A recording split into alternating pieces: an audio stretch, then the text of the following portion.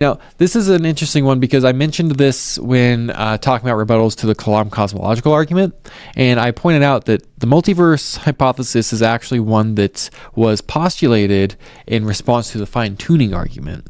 And so it's a better argument against the fine-tuning argument, but the evidences I used to prove the Kalam are actually better evidences against the multiverse. So let me unpack that. So the multiverse hypothesis is that yeah, the probabilities are insanely low, but if there's an infinite number of universes, then there's bound to be some that happen to be life permitting.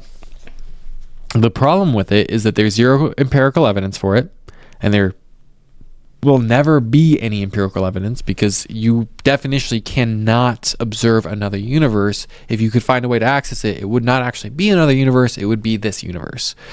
So we'll never have access to that. I also point out that postulating trillions, much more than trillions, right? An infinite number of unseen universes is less rational than following the conclusion that we presented yesterday, which is design. It's purely blind faith to postulate such a unfathomable hypothesis that you will never be able to test or have any evidence for whatsoever. This is why Richard Swinburne, to paraphrase, says that multiverse is like explaining the winning of a lottery by postulating an infinite number of lotteries, which just doesn't make any sense. Now, the last point here, why I think that the evidences for the Kalam are actually a better rebuttal to the multiverse hypothesis, which is a very silly hypothesis if we're being honest, is the Borg-Guth-Vilenkin theorem. The Borg-Guth-Vilenkin theorem says that any universe that is on average expanding must have a beginning. And so if there is a multiverse, then the multiverse still requires a beginning. So we're still in the same conundrum. So we really haven't solved the problem. We've multiplied the complexities, which, Occam's razor says that you need not multiply complexity unnecessarily. So we've done bad philosophy, we've done bad science, and we've done it so that we can hold on to bad theology rather than recognizing true theology.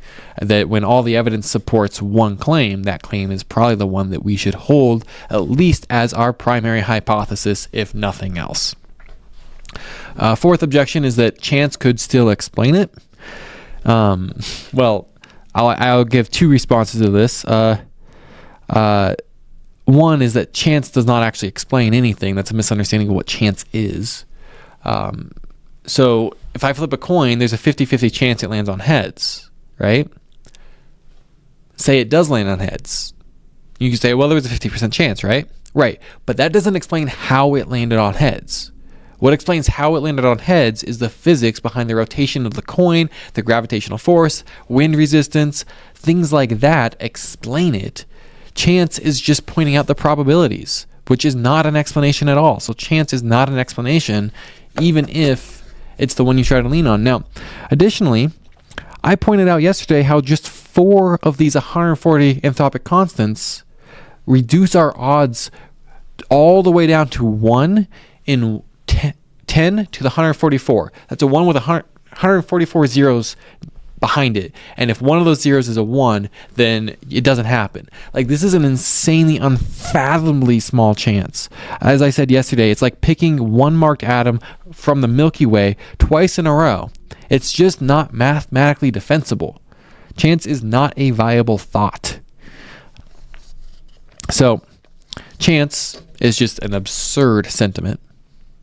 Necessity is well ruled out by all leading experts.